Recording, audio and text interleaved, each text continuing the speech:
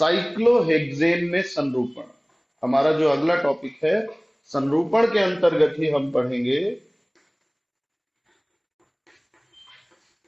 Cyclohexane में संरूपण। तो cyclohexane में संरूपण कैसे? साइक्लोहेक्सेन, साइक्लो मतलब चक्रीय यौगिक है, इसका सूत्र होता है C6H12। इसमें हर कार्बन पे दो दो हाइड्रोजन पाए जाते हैं, ठीक है ना, यानी CH2 CH2 CH2 इस तरीके से।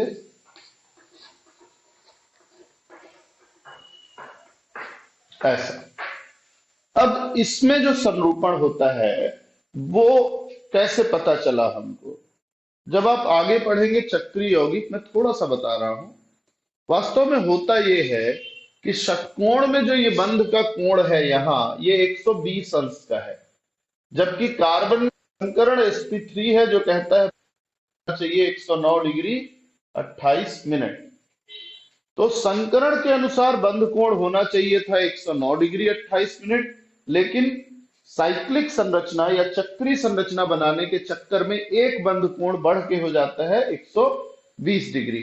तो सीधी सी बात है, आप ऐसे दो चीजें जो आपस में 109 डिग्री हैं, उनको आप 120 डिग्री करना चाहें तो आपको खींच के फैलाना पड़ेगा, उसको नहीं होगा, है ना। तो जब आप किसी चीज को खींच के, यानी कि उसके सामान्य व्यवस्था से अलग करते हैं, तब उसमें एक तनाव या खिंचाव उत्पन्न होता है। यह तनाव इसकी संरचना को समतल नहीं रहने देता। हम ये सोच रहे थे कि षटकोण जैसा होगा, कैसा होगा जैसे उस दिन मैंने आपको बताया था, ये ऐसे षटकोण जैसा दिखेगा, है ना। पर ये षटकोण ऐसा फ्लैट नहीं होता है। होता यह है कि तनाव इसके एक कोने को ऊपर उठा देता है और दूसरे कोने को नीचे झुका देता है। तो ये कैसा दिखाई दे रहा है? आप देखो, कुर्सी जैसा, है ना। अगर हम देखें तो कैसा दिख रहा है ये? कुर्सी जैसा। तो एक तरीका ये हो सकता है। दूसरा तरीका, दोनों कोने एक ही तरफ मुड़ जाएं। जब दोनों कोने एक ही ओर मुड़ जाएंगे तो ये नाव के जैसा दिखेगा, देखो, ठीक है ना। तो इस तरीके से साइक्लोहेक्सेन समतल चक्रीय संरचना के रूप में न पाया जाकर यह पाया जाता है बैंड संरचना, मुड़ी हुई संरचना, जिसमें एक तो ऐसा होगा, ठीक है, इसको हम कहेंगे नौका आकार या बोट शेप, नौका रूप, और एक है कुर्सी रूप।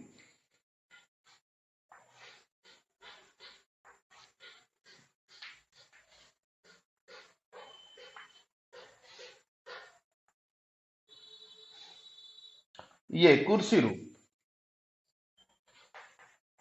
तो ये तो सामान्य हो गया।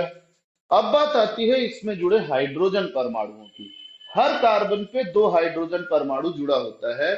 जब ये मुड़ता है तो इसमें से एक हाइड्रोजन परमाणु इस तल के समानांतर हो जाता है, जो मुख्य तल है हमारा ये वाला, उसके समानांतर होता है, और एक उसके लंबवत रहता है।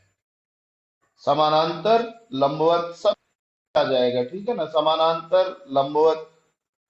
तो इस तरीके से अलग अलग आपको देखने को मिलेगा। तो कुल मिला के हमारे पास है 12 हाइड्रोजन परमाणु। इसमें 6 हाइड्रोजन परमाणु तल के समानांतर रहते हैं। इनको निरक्षीय हाइड्रोजन कहा जाता है, निरक्षीय हाइड्रोजन। जबकि 6 हाइड्रोजन परमाणु तल के लंबवत,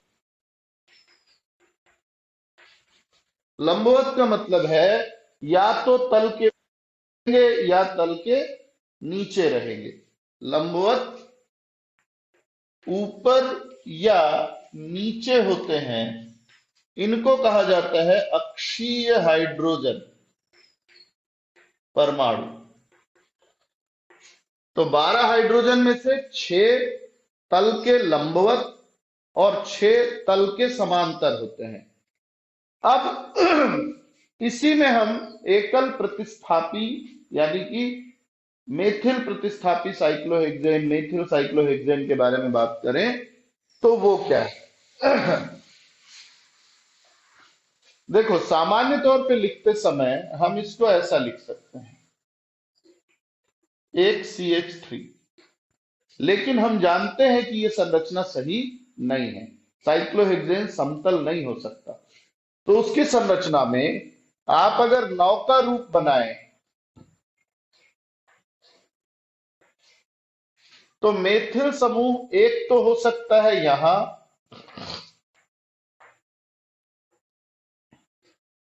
ठीक है, यानी अक्षीय पोजीशन पे, या ये संभव है कि मेथिल समूह हो सकता इक्विटोरियल पोजीशन यानी यहां ई पोजीशन यानी निरक्षीय स्थिति पर। इन दोनों में से यानी मेथिल समूह की अक्षीय और निरक्षीय स्थिति में से ये वाली स्थिति, निरक्षीय स्थिति, अधिक स्थायी है। अधिक स्थायी इसलिए है क्योंकि ये ऐसी स्थिति में बाकी समूहों से दूर है, ठीक है ना। बाकी समूहों से क्या है, इस हाइड्रोजन से दूर है, नहीं तो ऐसे में ये इस हाइड्रोजन और इस हाइड्रोजन के क्या है, नजदीक है। तो नजदीक होने से प्रतिकर्षण होता है, दूर होने से प्रतिकर्षण कम हो जाता है। तो आपको किसी भी व्यवस्था को बनाते समय यह देखना है कि बड़े समूह एक दूसरे से जितनी दूरी पर रख सकें आप, उतना अच्छा है, क्योंकि उनमें होने वाला प्रतिकर्षण कम हो जाएगा और अणु का स्थायित्व बढ़ जाएगा। सेम ऐसे ही आप चेयर फॉर्म में कर सकते हैं। चेयर फॉर्म में मेथिल समूह अगर अक्षी पे रखते हैं हम, तो वो यहां के हाइड्रोजन, यहां के हाइड्रोजन और यहां के हाइड्रोजन से क्या होगा, प्रतिकर्षित होगा। जबकि चेयर फॉर्म में अगर हम इसी मेथिल समूह को निरक्षीय स्थिति पर रख दें तो वो दूर हो जाता है, इससे भी दूर है, इससे भी दूर है, इससे भी दूर है। तो ऐसे में ये क्या होगा, प्रतिकर्षण कम होगा और स्थायित्व बढ़ जाएगा। तो संरूपण समावयवता यानी समावयवता के रूप में जितनी चीजें होनी चाहिए थी आपने सारी पढ़ ली। त्रिविम समावयवता पढ़ ली, संरचनात्मक समावयवता पढ़ ली। अब आपको पढ़ना है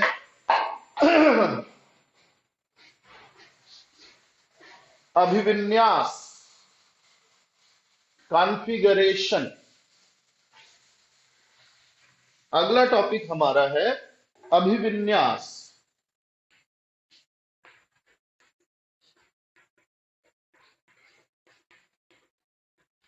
अभिविन्यास का क्या मतलब होता है? अभिविन्यास का मतलब होता है जब हम किसी अणु को स्पेस में रखते हैं, अंतरिक्ष में रखते हैं, तो उसके परमाणु और समूह आपस में किस तरीके से स्पेस में अपना स्थान लेते हैं, इस व्यवस्था को कहा जाता है अभिविन्यास। यानी त्रिविम में किसी अणु के समूहों की आपेक्षिक व्यवस्था कहलाती है अभिविन्यास। अब अभिविन्यास को दर्शाया कैसे जाए, तो अभिविन्यास के निर्धारण की दो विधियां हैं। दो विधियां। पहली विधि है सापेक्ष विधि। सापेक्ष विधि का मतलब होता है हम किसी जानते हुए अणु को, किसी ज्ञात अणु की संरचना को देख लेंगे, इसको आधार मान लेंगे और इससे मिला के हमारे अणु की संरचना को देखेंगे। अच्छा अच्छा, इसी के जैसा है तो ये वाला है, और इसके जैसे विपरीत दिशा में है तो ये वाला है। यानी हमारे पास एक आधार अणु होगा, जिस आधार अणु को देखकर, उस अणु की अभिविन्यास को देखकर हम हमारे अणु का अभिविन्यास पता लगाएंगे, ठीक है ना। जैसे यहां जो आधार अणु है, वो है ग्लिसरैल्डिहाइड। आधार अणु कौन सा लेते हैं हम? ग्लिसरैल्डिहाइड। मैंने आप लोगों को बताया था ग्लिसरैल्डिहाइड, इसको ध्यान रखना बोला था। ग्लिसरैल्डिहाइड में आप देखें, ये फिशर का प्रोजेक्शन है, CHO OH CH2OH और H। ये डी ग्लिसरैल्डिहाइड है, स्मॉल डी या प्लस ग्लिसरैल्डिहाइड। और इसी का दर्पण प्रतिबिंब बनाने पर हमको मिल जाता है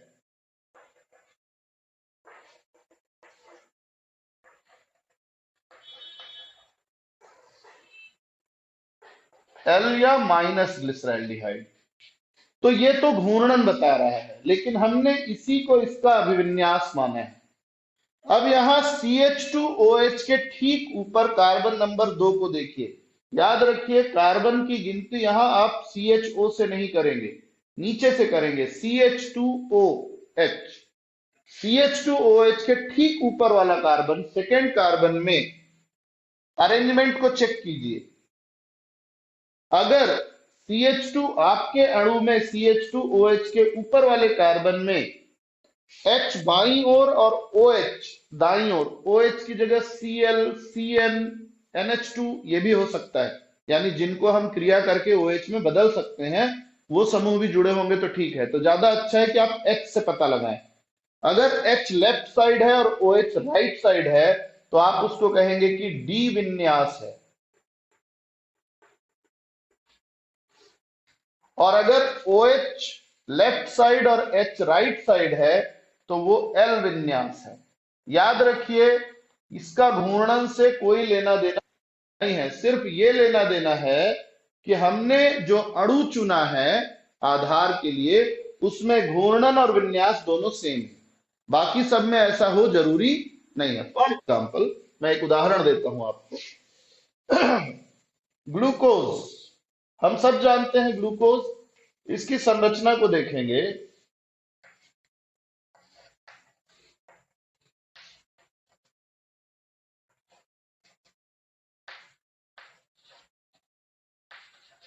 अच्छा,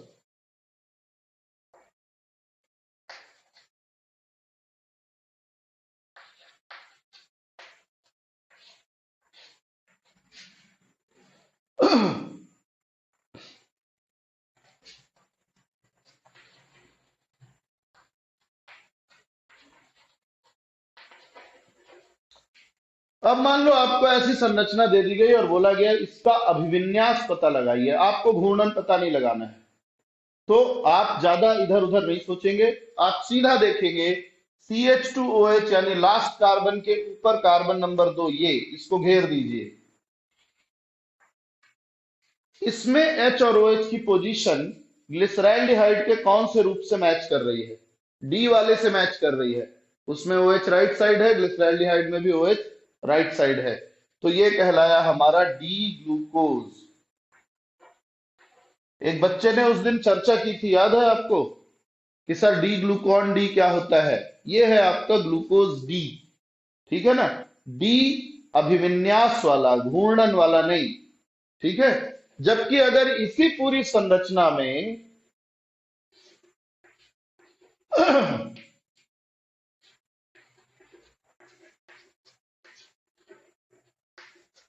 सिर्फ इस जगह का HOH अपनी जगह बदल दे,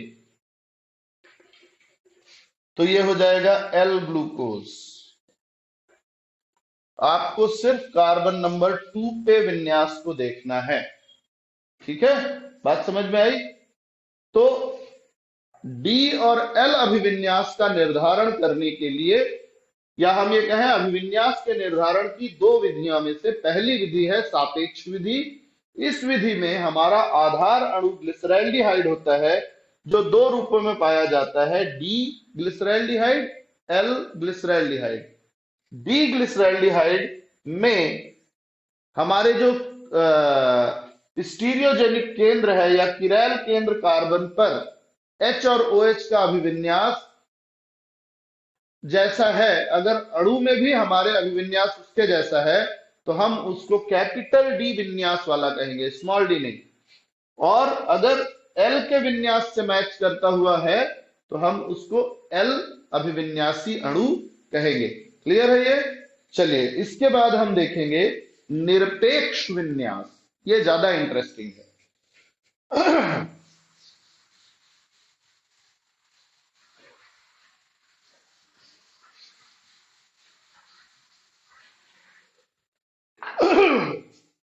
तो आइए देखते हैं निरपेक्ष विन्यास या इसी को कहा जाता है आर एस नामकरण। यहां आर रेक्टस को प्रदर्शित करता है यानी राइट या करेक्ट को, और एस जो है वो सिनिस्टर को प्रदर्शित करता है, जिसका मतलब होता है अपोजिट या विपरीत के लिए। तो रेक्टस और सिनिस्टर। अब आते हैं हम कैसे पता लगाएंगे। याद कीजिए मैंने आपको कॉन इंगोल्ड प्रिलॉग का नियम बताया था। कॉन इंगोल्ड और प्रिलॉग का वरीयता का नियम बताया था। वरीयता का नियम।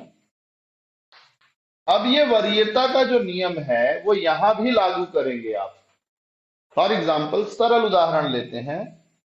केंद्रीय कार्बन से जुड़ा हुआ है हमारा फ्लोरीन, क्लोरीन, ब्रोमीन, आयोडीन। 4 चीजें जुड़ी हुई हैं। इसमें सबसे भारी जो है उसकी वरीयता 1 होगी। तो आयोडीन सबसे भारी है, 1 नंबर।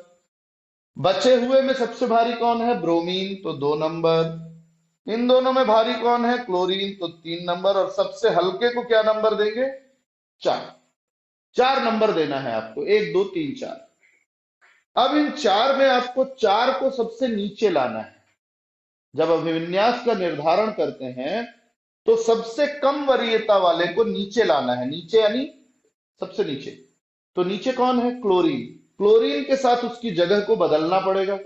तो आप क्या करेंगे? घुमाएंगे, ट्विस्ट करेंगे इसको, है ना? ये ऐसा है, इसको घुमा के ऐसा करेंगे तो ये पूरा अणु घूम जाएगा।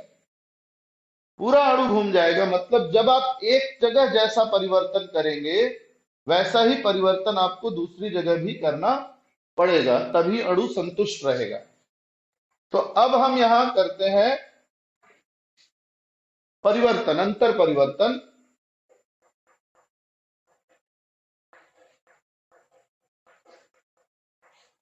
अंतर परिवर्तन में देखेंगे हम कि हमने दोनों जगह एक साथ कर दिया। तो 4 नंबर यानी फ्लोरीन यहां, क्लोरीन यहां, ब्रोमीन यहां और आयोडीन यहां आ गया। नंबरिंग अभी भी डाल लीजिए, नंबरिंग साथ में होनी चाहिए। 1 2 3 4। 4 को छोड़ दीजिए, 4 से हमारा मतलब नहीं है। अब आप 1 नंबर से 3 नंबर की ओर तीर का निशान बनाइए। ये तीर अगर घड़ी की दिशा में है, क्लॉकवाइज है, तो राइट हैंड साइड है। राइट है इसका मतलब इसका नाम क्या रखेंगे? आर। और अगर एंटी क्लॉकवाइज हो जाए तो क्या करेंगे? एस। मैं और उदाहरण देता हूं आपको। तो एक उदाहरण, आप चाहें तो इसका स्क्रीनशॉट ले लीजिए। ठीक है, चलिए आते हैं ग्लिसरैल्डिहाइड को देख लेते हैं, है ना? अभी अभी ग्लिसरैल्डिहाइड पढ़ा, उसका भी विन्यास इस बेस पे देखते हैं। CHO OH CH2OH H। अब देखो हाइड्रोजन से हल्का कुछ नहीं होता, इसलिए ये 4 नंबर अपने आप हो गया। बाकी बचे में पहला परमाणु कार्बन, ऑक्सीजन, यहां कार्बन, ऑक्सीजन ज्यादा भारी है इसलिए नंबर 1 वो हो गया। तो नंबर 1 की पोजीशन ऑक्सीजन वाले को मिल गई। अब इसमें कार्बन है, इसमें भी कार्बन है। इसमें कार्बन के बाद डबल बॉन्ड से ऑक्सीजन जुड़ा होता है। CHO में ऑक्सीजन द्विबंध से जुड़ा होता है तो 2 ऑक्सीजन के बराबर है। इसमें कार्बन से सिंगल बॉन्ड से ऑक्सीजन जुड़ा हुआ है यानी 1 ऑक्सीजन। तो 2 ऑक्सीजन ज्यादा भारी है, इसलिए ये 2 नंबर और ये 3 नंबर। अभिविन्यास का निर्धारण क्लियर होना चाहिए, मतलब सॉरी, वरीयता का निर्धारण में गड़बड़ी नहीं होनी चाहिए। समझ में आई है? नहीं आई है तो फिर बता देता हूं।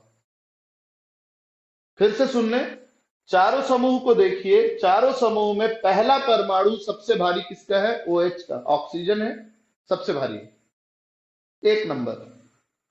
अब आइए दूसरा में, कार्बन कार्बन, 2 समूह ऐसे हैं जिनमें कार्बन है पहला परमाणु, तो कार्बन को छोड़ दीजिए।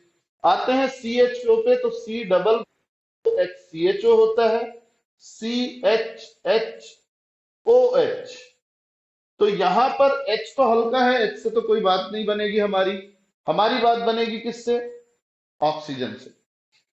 CHO में द्विबंध से जुड़ा है, यानी 2 ऑक्सीजन के बराबर है, और यहां सिंगल बॉन्ड से जुड़ा है, मतलब 1 ऑक्सीजन। 2 ऑक्सीजन ज्यादा भारी होता है, इसलिए इसको अगला नंबर यानी 2 देंगे, और इसको अगला नंबर यानी 3 देंगे, और सबसे हल्का समूह जो है उसको 4 दे देंगे।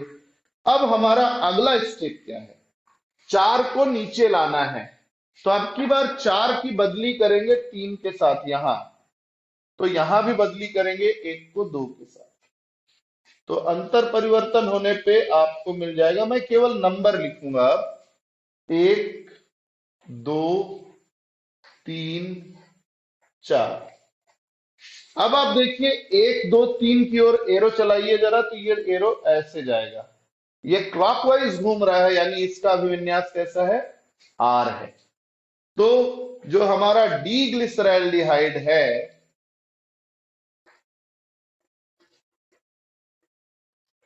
उसका निरपेक्ष विन्यास कैसा होता है?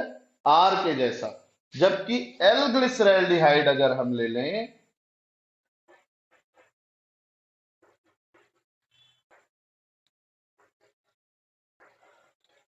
तो चीजें तो वही रहेंगी, 1 2 3 4, वरीयता में परिवर्तन नहीं होगा। अंतर परिवर्तन इस बार कराएंगे तो 4 का 3 इधर और 1 2 इधर, तो आपको मिल जाएगा 1 2 3 4, 1 2 3, यानी ये कैसा है? S अभिविन्यासी है। तो R और S का निर्धारण, ये तो तब की बात हुई जब सिंगल क्या है हमारा? स्टीरियोजेनिक केंद्र या किरायल केंद्र एक ही है। 2 किरायल केंद्र हो तो चलिए देखते हैं, नोट कर सकते हैं या स्क्रीनशॉट ले लीजिए, आपके काम आएगा।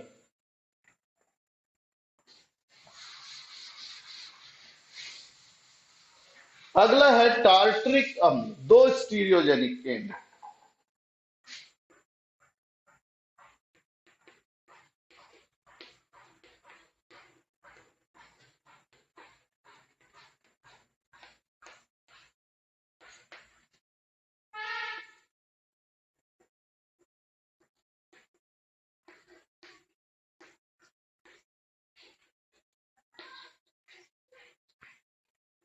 तो हमारा पहला कार्बन केंद्र ये है, दूसरा ये है। हम पहले वाले को लेंगे, पहले वाले को। पहले वाले में 4 समूह दिखे, OH COOH H और ये बड़ा वाला। इनमें पहला परमाणु कौन सा है? पहला ऑक्सीजन, पहला कार्बन, पहला हाइड्रोजन, पहला कार्बन। ऑक्सीजन सबसे भारी है, 1 नंबर। यहां आइए, कार्बन कार्बन दोनों समान है, अगला ऑक्सीजन सिंगल बॉन्ड है, अगला कार्बन है, इसमें C डबल बॉन्ड O है, यानी ये 2 नंबर हो जाएगा, ये 3 नंबर और ये 4 नंबर। तो पहले कार्बन का विन्यास हमारा निकला 1 2 3 4, पहले कार्बन के लिए। 4 को नीचे लाएंगे, अंतर परिवर्तन, 4 को 3 के साथ बदली करेंगे तो 2 को 1 के साथ करना पड़ेगा। याद रखिए, किसी एक साइड बदली नहीं करेंगे आप, दोनों साइड एक साथ करेंगे। तो ये हो गया आपका 1 2 4 और ये 3, 4 को छोड़ देना है, 1 2 3। तो पहला कार्बन हमारा R विन्यासी है। कैसा विन्यासी है? R। दूसरे कार्बन को देखते हैं। दूसरे कार्बन को देखिए, समूह तो वैसा ही है। तो जब दूसरे कार्बन को देखेंगे तो OH 1 number, COOH 2 number, hydrogen 4 number और ऊपर का समूह 3 नंबर। यानी यहां जो दूसरे कार्बन का विन्यास आया है वो आया है 2 1 4 3। अब 4 को चेंज कीजिए, अंतर परिवर्तन, 4 को नीचे और ऐसे ही यहां भी अंतर परिवर्तन, तो ये आ जाएगा आपका 1 3 2 4। आप देखिए कि 1 2 3 फिर से वैसा ही है, यानी कि सेकेंड कार्बन का विन्यास भी क्या है, R है। तो इस तरीके से आप किसी भी अणु में एक एक करके स्टीरियोजेनिक केंद्र के अभिविन्यास का निर्धारण कर सकते हैं। तो ये हो गया आपका सापेक्ष और निरपेक्ष विन्यास का निर्धारण। इसके बाद एक और चीज आती है, विन्यास का प्रतिलोमन। ठीक है ना। विन्यास का प्रतिलोमन का मतलब होता है एक रूप को दूसरे रूप में कैसे बदला जाए। तो इसका बहुत सरल सा है, एक नियम है हमारा, वाल्डन इन्वर्शन।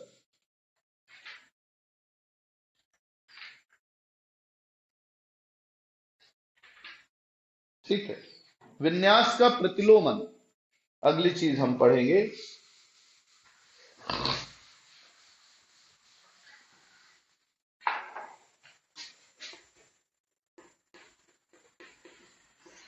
विन्यास का प्रतिलोमन, इसके लिए हम जो नियम पढ़ रहे हैं वो है वाल्डन परिवर्तन या वाल्डन प्रतिलोमन है। एक्चुअल में जो शब्द है वो है वाल्डन प्रतिलोमन। यहां एक उदाहरण बहुत अच्छा सा दिया हुआ है ताकि आप समझ पाए। मैलिक एसिड के बारे में लिखा हुआ है। Malic acid CH2COOH COH H CH2CO नीचे COOH है सीधा, हाँ ठीक है। ये हमारा है मैलिक एसिड, मैलिक अम्ल। और ये मैलिक अम्ल का जो विन्यास है, अगर आप ध्यान से देखें तो इसके विन्यास में नीचे वाले कार्बन से ठीक ऊपर वाले में OH का विन्यास कैसा है, राइट साइड, यानी D, और घूर्णन भी इसका प्लस है, तो D प्लस मैलिक एसिड है। हमको इसको D से किस में बदलना है, L में बदलना है, यानी OH को इस दिशा में लेके आना है, विपरीत दिशा में। कैसे लाएंगे, सबसे पहले हम इसमें PCl5 की क्रिया कराते हैं। PCl5 की क्रिया जो होती है वो SN2 क्रिया विधि है। कौन सी क्रिया विधि है, SN2। SN2 में ये OH को निकालता जिस दिशा से है उधर से नहीं आता, उसके पीछे से आता है। तो यहां पर इन्वर्सन हो जाता है, CH2COOH पीछे से आने के कारण अब ये जो हमारा H है इधर आ जाएगा, Cl यहां जुड़ जाता है। तो देखो एक तरह से परिवर्तन हो गया, OH निकला राइट साइड से लेकिन Cl राइट साइड पे ना जुड़ के लेफ्ट साइड जुड़ रहा है, तो ये प्रतिलोमन हो गया। अब इसके बाद आप इसमें नम silver oxide, moist silver oxide या Ag2O का क्या कर दीजिए, रिएक्शन कर दीजिए, तो आपको ये आसानी से मिल जाएगा। या अगर आप चाहें तो पोटेशियम हाइड्रोक्साइड के साथ भी कर सकते हैं। तो अगर आप यहाँ KOH एक्वस जलीय KOH दे देंगे तो ये Cl बाहर निकल जाएगा, और इस Cl के निकलने के बाद आपको मिलेगा CH2COOH CCOOH OH H। तो आप देखिए कि यहां पर OH राइट साइड है, यहां पर क्या हो गया, लेफ्ट साइड में आ गया।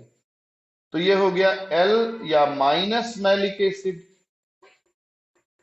अच्छा, अगर आप इसको L को वापस किस में बदलना चाहते हैं, D में, तो ऐसे उल्टा नहीं कर देंगे, फिर से वही प्रक्रिया दोहरानी पड़ेगी कि आप फिर से इसकी क्रिया कराएंगे PCl5 से, तो OH जिस दिशा में है Cl उसके विपरीत में जुड़ जाएगा, CH2COOH CCl HCOOH। इसके बाद आप जब इस पे पोटेशियम हाइड्रोक्साइड या नम सिल्वर ऑक्साइड Ag2O, तो ये क्या होगा, Cl हटके उसकी जगह OH आ जाएगा। ये है आपका वाल्डन प्रतिलोमन। 3 नंबर या 2 नंबर का सीधा सीधा क्वेश्चन है, वाल्डन प्रतिलोमन क्या है, तो आप बताएंगे वाल्डन प्रतिलोमन वह क्रिया विधि है जिससे हम किसी अणु के अभिविन्यास को दूसरे विन्यास में बदल सकते हैं, यानी कि L अभिविन्यासी को D में और D अभिविन्यासी को L में परिवर्तित कर सकते हैं। ठीक है, तो यहां तक आपने काफी सारी चीजें पढ़ ली। अब हम कुछ सामान्य चीजें पढ़ने वाले हैं, अब उतना ज्यादा डिफिकल्ट नहीं, अब तरीका पढ़ने वाले हैं केवल। तो आते हैं बंध को प्रदर्शित करने के तरीकों पे। तो 2 तो आपने देख लिया था, एक आपने देखा था न्यूमैन का तरीका, एक आपने देखा था सॉहार्स का तरीका। अब दूसरा है फ्लाइंग वेज सूत्र।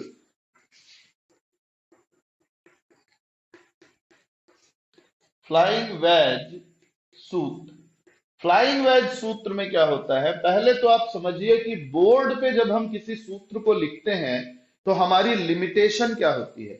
बोर्ड पे हम केवल 4 दिशाओं को दिखा सकते हैं, ऊपर, नीचे, बाएं और दाएं।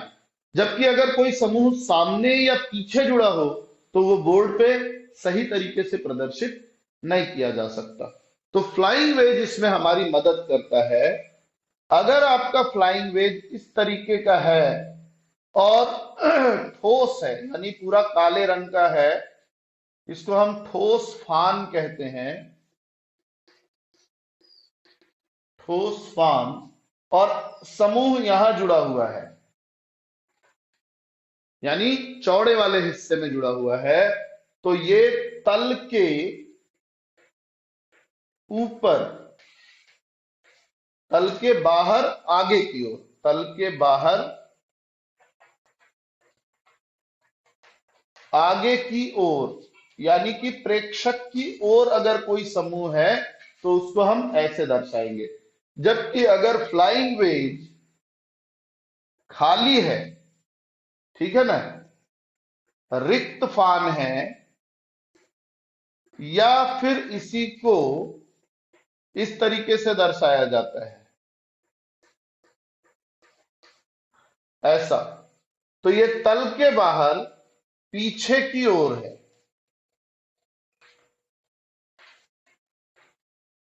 तल के बाहर सामने की ओर, तल के बाहर पीछे की ओर। तो 2 समस्याएं हमारी हल हो गई। जैसे मान लीजिए कि एक साइक्लिक संरचना में आपको दर्शाया गया फ्लाइंग वेज से, ये ठोस फ्लाइंग वेज है CH3, और ये खाली फ्लाइंग वेज है H। इसका मतलब हुआ कि ये H आपकी ओर है, बाहर निकला हुआ है, और वो ये CH3 बाहर निकला हुआ है और वो H अंदर घुसा हुआ है। ठीक है ना, तो फ्लाइंग वेज में कोई दिक्कत है किसी को। इसके बाद फिशर का तरीका, फिशर सूत्र कैसे, और फिशर सूत्र में कैसे किसी चीज को बदलते हैं हम। चलिए, तो फिशर सूत्र क्या है, नेक्स्ट सूत्र हमारा है फ्लाइंग वेज सूत्र हो गया।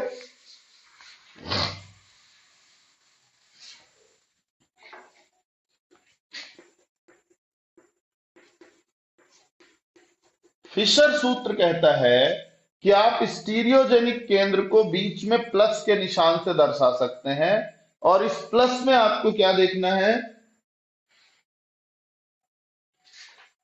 तो 2 समूह T व R को ठोस रेखाओं द्वारा और समूह L को ठोस वेज द्वारा, तो लेफ्ट राइट टॉप बॉटम, ये है टॉप, ये है बॉटम, ये है आपका राइट और ये है लेफ्ट। इनके फर्स्ट वर्ड्स को इसने यूज किया है, तो ये हो गया TBRL। ठीक है, अब आप कैसे इसको लिखेंगे? मान लीजिए एक अणु हम देख लेते हैं यहां। चलिए एक उदाहरण है,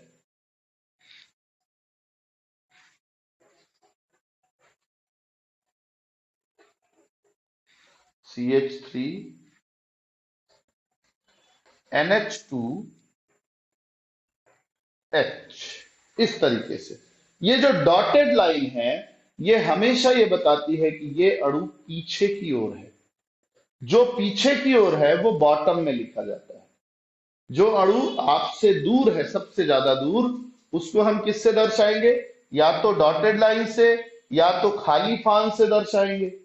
तो ये पीछे का हो गया, यानी बॉटम हमारा क्लियर हो गया, टॉप हमारा COH ये क्लियर हो गया। अब आपको क्या करना है? अणु को पकड़ के ऐसे घुमा देना है। अणु को पकड़ के ऐसे इस तरफ घुमाना है, ऐसे। तो आप पाएंगे कि ये कैसा हो जाएगा? COH अपनी जगह पे है। जब आप इसको पूरा घुमा देंगे तो H एकदम पीछे चला जाएगा, ये वाला इधर आ जाएगा और ये CH3 यहां आ जाएगा। तो एक सूत्र को दर्शाने का तरीका हमारा ये है। ठीक है, तो देखिए इसमें दर्शाया है। इसके अलावा एक और हम देखते हैं,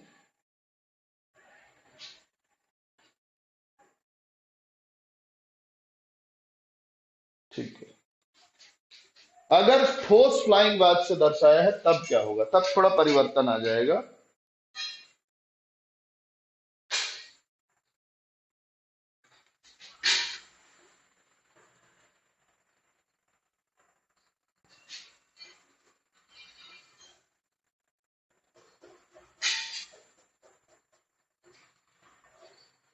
क्या क्या जुड़ा है? CH2OH OHH।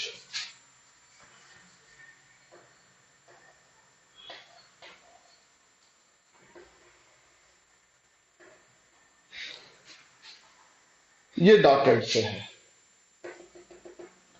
अब इस संरचना में दो अलग अलग चीजें हैं।